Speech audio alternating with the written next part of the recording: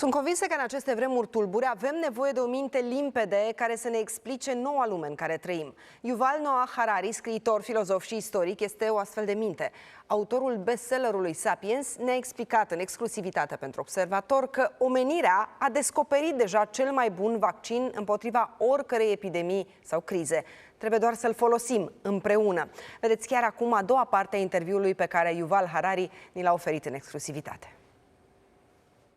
Every country seems to be willing to be the first one to have the vaccine, just because of the ego, not only because of the scientific interest. The big advantage of humans over viruses is that we can cooperate in ways that the viruses can't. A virus in China cannot give advice to a virus in the United States how to infect people. But what a Chinese doctor discovers in the morning can help save people by evening in the US.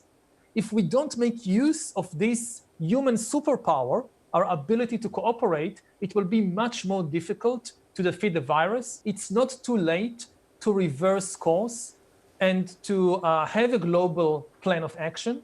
And there is at least one field in which we see far more cooperation, and this is in the scientific community. There is scientists all across the world are sharing information.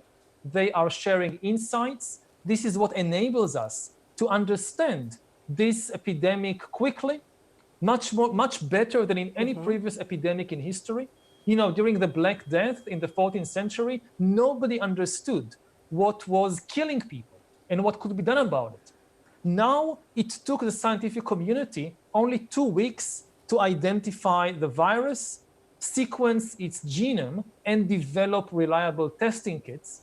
There is an international effort, cooperation, to develop better treatments and even a vaccine. And I'm sure that if a vaccine is developed, this will benefit the whole of humankind, not just one country.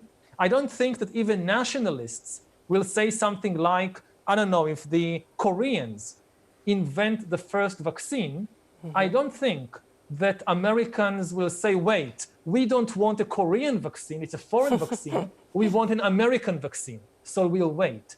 No, it's obvious that in science there is cooperation, and I hope we see similar cooperation also in other fields like economics. In this emergency, most people do trust the scientific authorities more than any conspiracy theory. You see all over the world that even traditional religions are suddenly putting their trust in the scientific authority. In my home country of Israel, they have closed down all the synagogues. In Iran, they shut down the mosques. Churches all over the world are telling Christians, don't come to church. Why?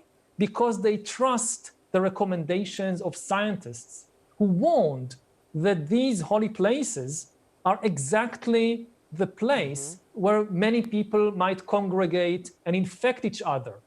And you see that even the Pope is listening to the scientists. And instead of ignorance, believing in all kinds of ridiculous conspiracy theories about the epidemic, we can develop our wisdom, our trust in science. What should we do to be better after that? What lessons should we learn for our generation? We are the same generation. The positive outlook is that we need to remember we are in a better situation regarding epidemic diseases than in any previous time in history. This isn't the Middle Ages. This epidemic is not the Black Death. We have the scientific knowledge and the technological power to stop this epidemic. And that's very important to remember so we don't panic. If, on the other hand, we overcome our own inner demons, instead of reacting with hatred, we react with solidarity and compassion.